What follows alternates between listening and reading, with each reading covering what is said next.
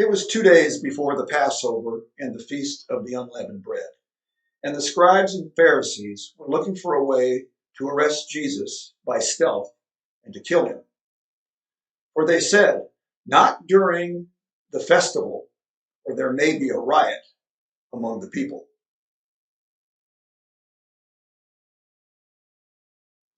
While he was in Bethany, at the house of Simon the leper, as he sat at the table, a woman came with an alabaster jar filled with very costly ointment of nard.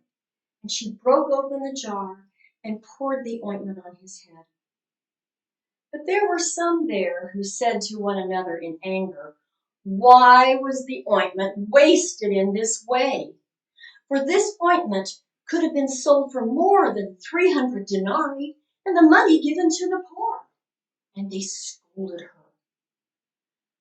But Jesus said, "Leave her alone. Why do you trouble her? She has performed a good service for me. For you always have the poor with you, and you can show kindness to them whenever you like, but you will not always have me. She has done what she could. She has anointed my body beforehand for its burial. And truly, I say to you, wherever the good news is proclaimed in the whole world, what she has done will be told in remembrance of her."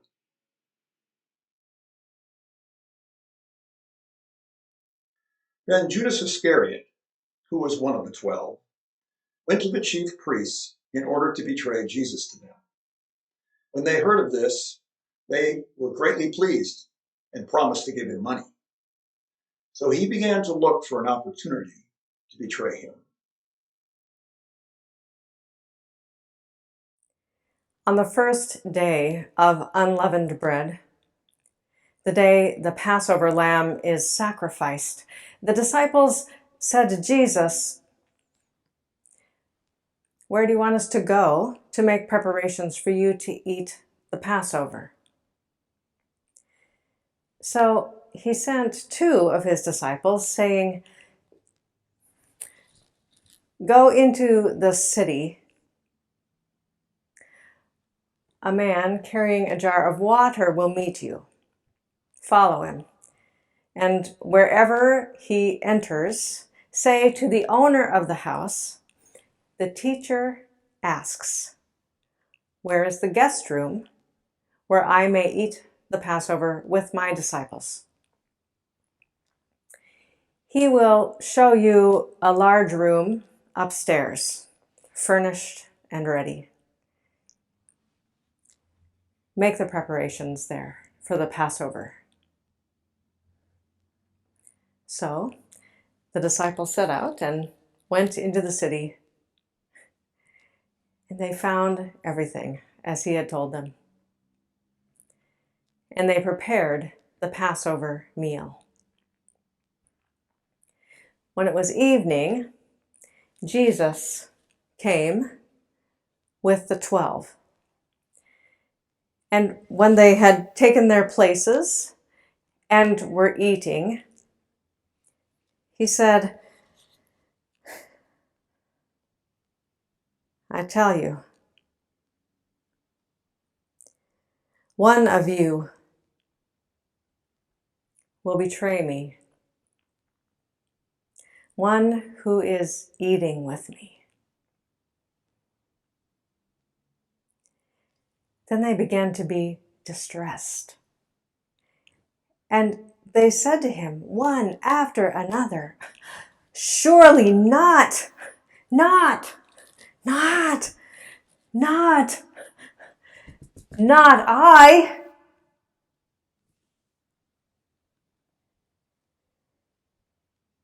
And he said, "It is one of the 12, one who is dipping bread into the bowl with me. The Son of Man goes as it is written of him, But woe to that one by whom the Son of Man is betrayed. It would have been better for that one not to have been born.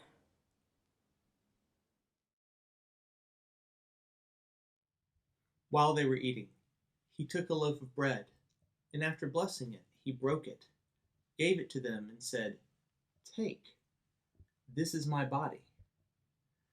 Then he took a cup, and after giving thanks, he gave it to them, and all of them drank from it.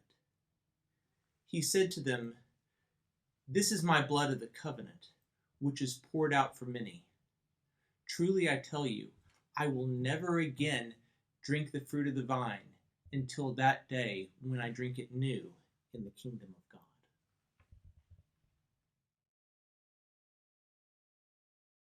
When they had sung the hymn, they went out to the Mount of Olives. And Jesus said to them, "You will all become deserters, for it is written, 'I will strike the shepherd, and the sheep will be scattered.' But after I am raised up, I will go before you to Galilee." Peter said to him, "Even though all become deserters, I will not." Jesus said to him, "Truly I tell you, this day, this very night, before the cock crows twice, you will deny me 3 times." But he said vehemently, "Even though I must die with you, I will not deny you." And they all said the same. They came to a place called Gethsemane. And he told his disciples, "Sit here while I go pray."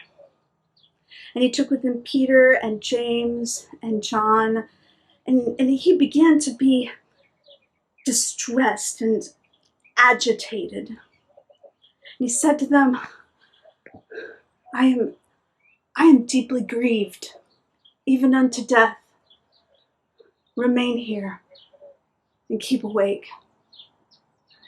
And going a little way farther, he threw himself on the ground and he prayed that if it were possible that this hour might pass from him. He said, "Abba, Father,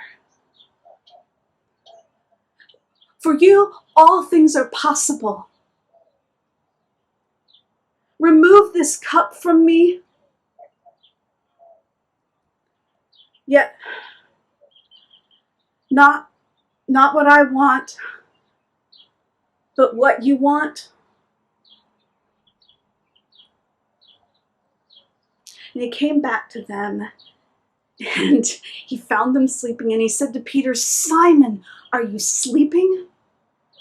Could you not stay awake 1 hour? Keep awake and pray that you do not come to the time of trial, for the spirit is willing, but the flesh is weak." And he went away again and he prayed using the same words. And he came to them again and he found them sleeping, for their eyes were heavy. They did not know what to say to him. And he came a third time and found them sleeping and said, "Are you still sleeping and taking your rest? Enough. The hour has come, and the Son of Man is betrayed into the hands of sinners. Get up, let us be going. See, my betrayer is at hand."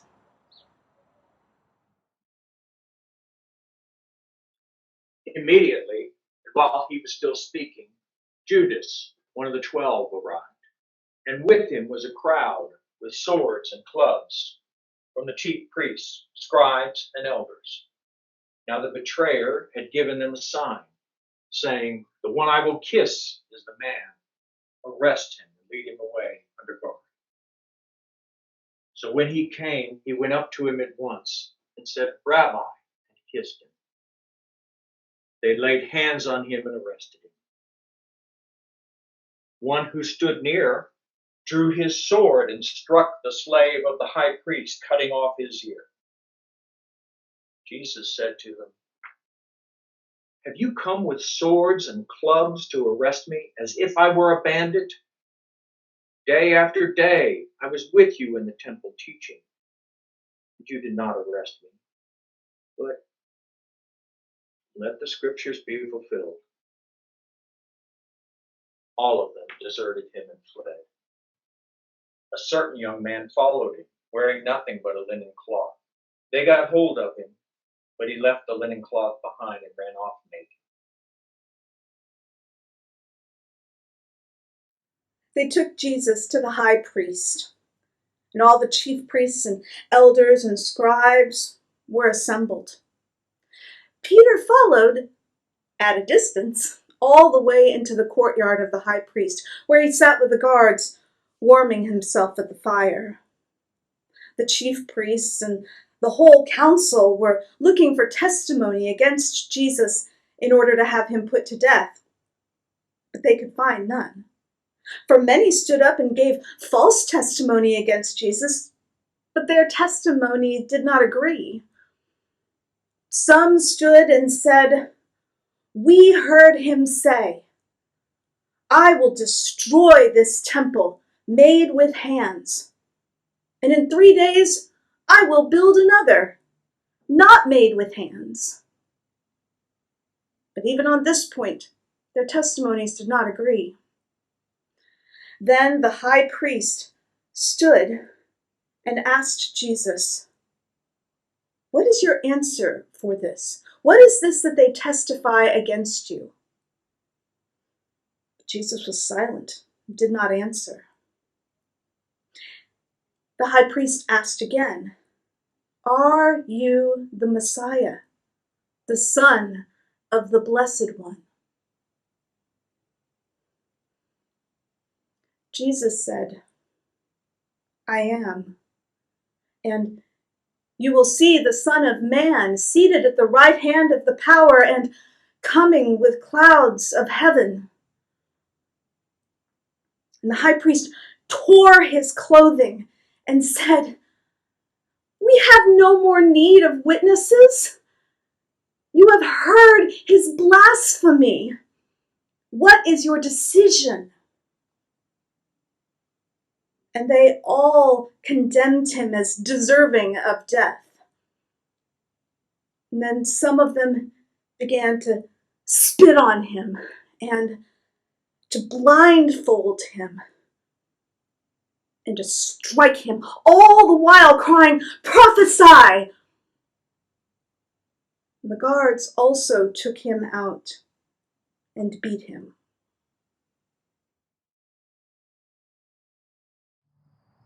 While Peter was below in the courtyard, one of the servant girls of the high priest came by. When she saw Peter warming himself, she stared at him and said, "You also were with Jesus, the man from Nazareth." But he denied it, saying, "I do not know or understand what you are talking about."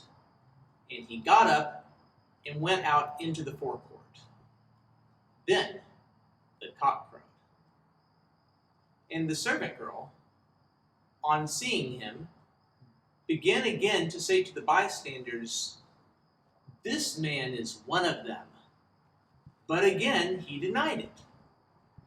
Then after a little while, the bystanders again said to Peter, "Certainly you were one of them, for you were a Galilean." But he began to curse, and he swore an oath, "I do not know this man you are talking about." At that moment, the cock crowed a second time. Then Peter remembered that Jesus had said to him, "Before the cock crows twice, you will deny me 3 times." And he broke down and wept.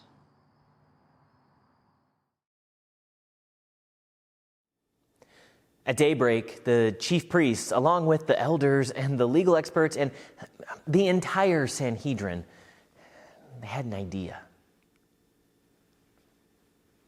You see, they bound Jesus, led him off, and handed him over to Pilate. Pilate said, "Are you the king of the Jews?" And Jesus answered, "That's what you have said." He said this because the chief priests had lodged many accusations. But Pilate said, "Are you not going to answer? What about these other accusations?" But Jesus didn't give him any more answers, so that Pilate was dumbfounded. Now, during the festival, Pilate's custom was to release any prisoner to them. Now, Barabbas was in jail at the time. Barabbas, who was among the rebels who had committed murder during an uprising. The crowds pressed in, begging Pilate to release a captive, release a prisoner, as was his custom. And Pilate said to them, "Shall I release to you the king of the Jews?"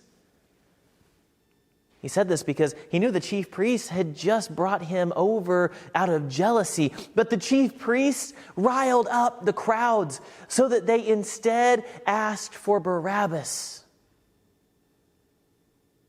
Pilate said to them, "Well, then what should I do with your king of the Jews?" And they shouted, "Crucify! Crucify! Crucify him!" Pilate said, "What has he done to deserve that?" But they shouted all the louder, "Crucify him!" Well, Pilate, wanting to appease the rioters,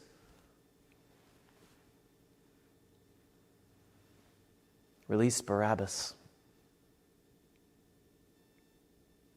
And Jesus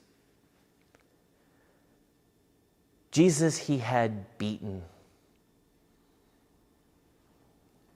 and handed over for crucifixion.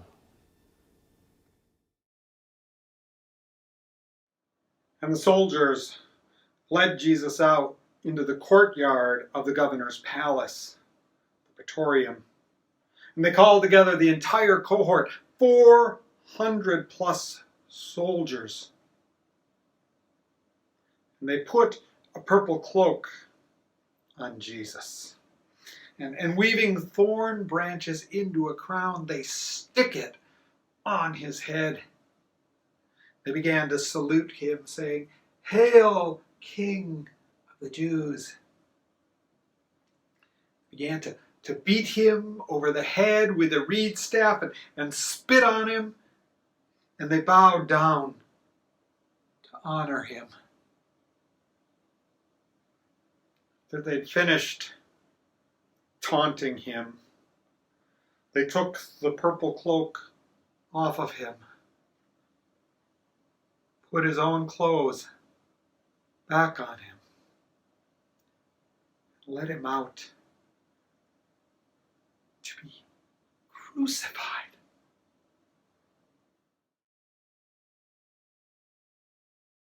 They compelled a passerby who was coming in from the country to carry his cross. It was Simon of Cyrene, the father of Alexander and Rufus. Then they took Jesus to the place called Golgotha, which means the place of the skull. And they offered him wine mixed with myrrh, but he did not take it. And they crucified him, dividing his clothes among them and casting lots to decide what each one should take. It was 9 o'clock in the morning when they crucified him. The inscription of the charge against him read, "The King of the Jews." And with him they crucified 2 bandits, one on his right and one on his left. Those who passed by derided him, shaking their heads and saying, "Aha! You who would destroy the temple and build it in 3 days, save yourself and come down from the cross. In the same way, the chief priests and the scribes were also mocking him among themselves, saying, He saved others. He cannot save himself. Let the Messiah, the King of Israel, come down from the cross so that we may see and believe. Those who were crucified with him also taunted him. When it was noon, darkness fell over the whole land until 3 o'clock in the afternoon.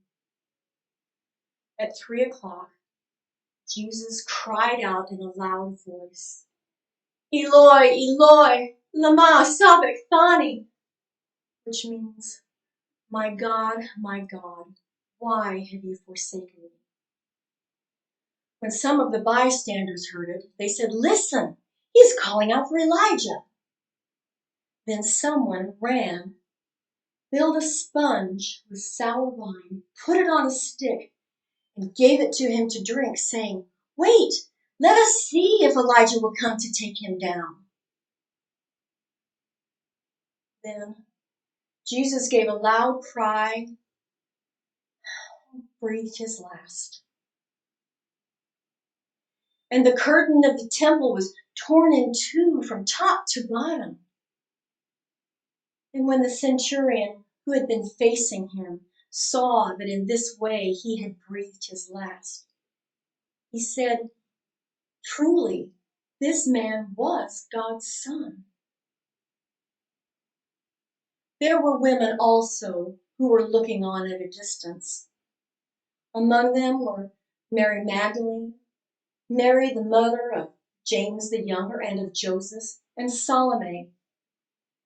These used to follow him and provided for him when he was in Galilee. And there were many other women who had come up with him to Jerusalem. When evening had come, and since it was the day of preparation, the day before Shabbat, Joseph of Arimathea, a respected member of the council, who was himself waiting expectantly for the kingdom of God, boldly went to Pilate and asked for the body of Jesus.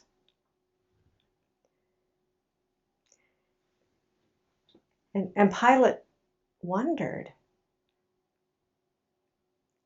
he's dead? Already?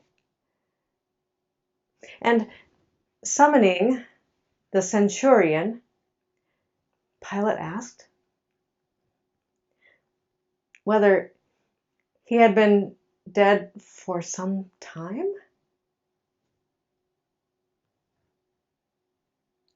And when he learned from the centurion that he was dead,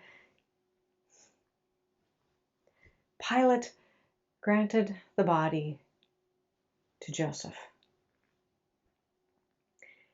Then Joseph bought a linen cloth and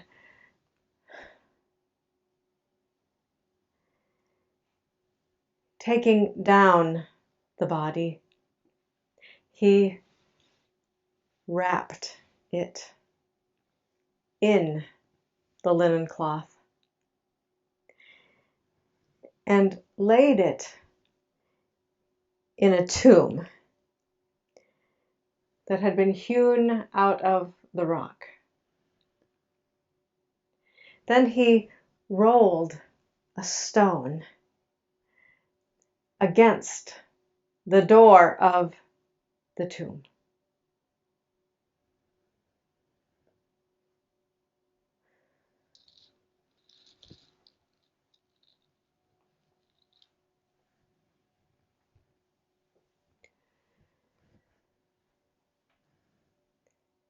And Mary Magdalene and Mary, the mother of Joseph,